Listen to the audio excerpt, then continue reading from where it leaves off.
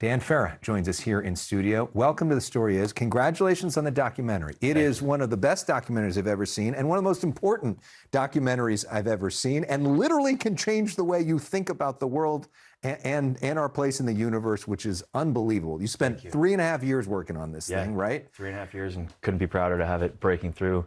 Talk to all these top people. So for people who haven't seen it, sort of what's the main thing that you've found? So I interviewed 34 really high-level military, government, intelligence officials, and collectively they broke their silence to reveal that there's been an 80-year cover-up of the existence of non-human intelligent life. And on top of that, elements of the U.S. government have been involved in a high-stakes secret war with adversarial nations to reverse engineer technology of non-human origin. So that's a very intense thing you just said. Obviously, you also get into the fact that there's been a lot of stigma over this over the years. Whenever anybody tries to talk about this, they're called crazy. But that's why you were so sober in doing this. You did this using journalistic principles, and you spoke to people that have a lot of credibility.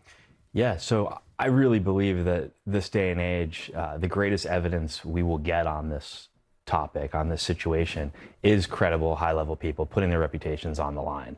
We live at a time where you could put a 4K video of a UAP on, primetime news, and half the country will tell you it was generated by AI or it's, Hollywood visual effects. But high-level, credible people that work within the government, the intelligence community, the military, that are putting their reputations on the line, they have a lot at stake in doing that. That's the most compelling evidence that could possibly exist. And some of that really compelling evidence was one of them saying, I actually saw something that was not human. Yeah, so one of the intelligence officials, Jay Stratton, who was the director of the US government's UAP task force, and when he retired, he was senior executive service, defense intelligence, which is the equivalent of a 2-star admiral. He went and put his reputation on the line saying that he saw with his own eyes non-human intelligent life and craft of non-human origin. And that's quite something. And there's been this plot apparently for years to silence people that have come forward on this.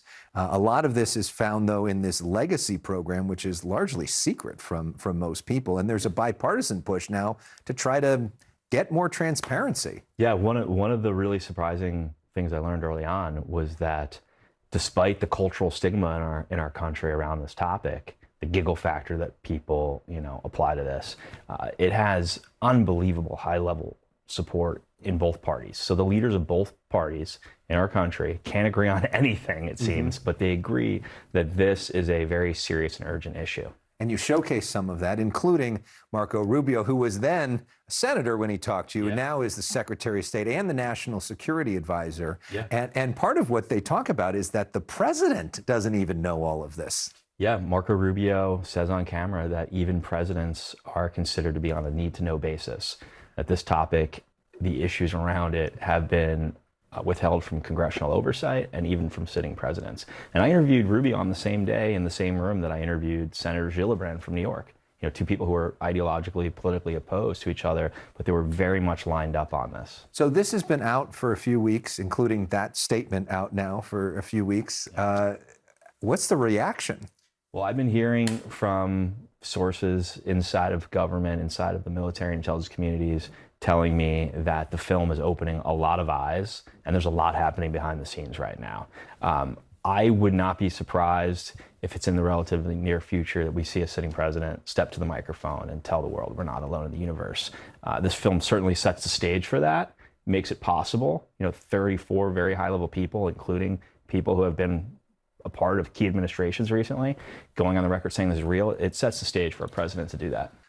We know President Trump likes a dramatic TV moment, and I can't think of anything more dramatic than if he were to step to the microphone and do what you're talking about. Yeah, it would be hands down the biggest moment in human history if a sitting president stepped to the microphone and told the entire human race that we are not the only intelligent life in the universe and that the U.S. intends to lead the way in this new chapter. It would be as big a moment as it gets.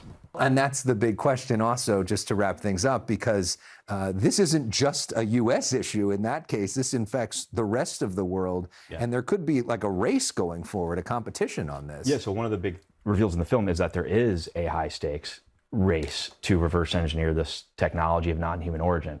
This technology could either be used to revolutionize the way we live and improve our lives for the better, or it could be used to, create weapons of mass destruction. And so, what's imperative is that it's used for the betterment of mankind. And it really is something that these UAPs seem especially focused on a lot of our military facilities, including our nuclear weapon facilities, which is part of the reason that we should be paying attention to this. Yeah, 100%. There's been a lot of activity over our nuclear weapon sites. Rubio talks in the film about that simple fact requiring urgent attention. Again, it's called The Age of Disclosure. It's available to stream right now, Amazon Prime Video. Congratulations, Thank you. really important. Really appreciate I hope it. people